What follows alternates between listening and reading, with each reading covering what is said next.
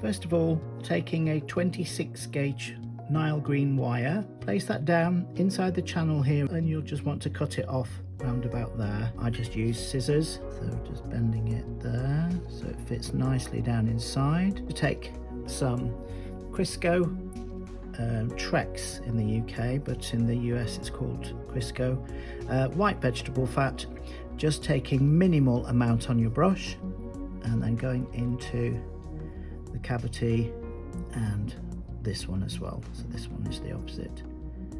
So I'm using my flour paste. I've coloured this with a little bit of my green concentrated coloured dust. I've made one a little bit darker than the other. The darker one is going to go into this bottom cavity here. So making a little torpedo and pushing down just into this portion here, and I'm going to use my palette knife just to take off the excess, kind of pinching upwards and then pressing down.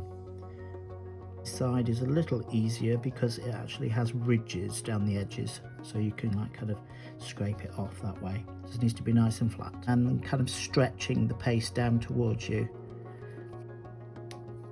And just before you get to the end, we'll just take that a little bit off. Really need your paste up to make it nice and lovely and warm. Packing that top little portion in, use a bit of corn flour on your fingers if you need. Now, because my paste is a starch based paste, I can use water on here. Don't put edible glue on this to stick it together. I'm just using my little Sugar Fox mug.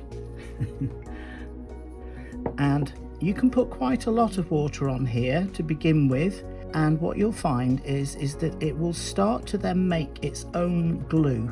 Then take the wire, push that then down inside the middle of the paste, and I've made a little channel here on the end in the silicone so it fits nicely down into there. Make sure that you just squash that down with that paintbrush. So very quickly just position that there and just straight over, so pushing both sides together, keeping, it's got little connectors on the mold, silicone mold, so it can't come apart.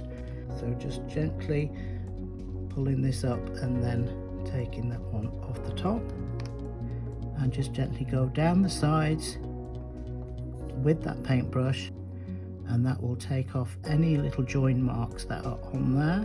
You could put this into the freezer to then demold it, making it a little bit easier, but I'll just show you that you can take this straight out now by just opening that end there and just gently going down, and the whole thing will then come out all in one. And then what I did was just dusted a little bit of tender green on here, a bit of light green, and then I put a little bit of purple dust on the top, but that's a personal choice. And that's how you make your pistil for your Casablanca lily.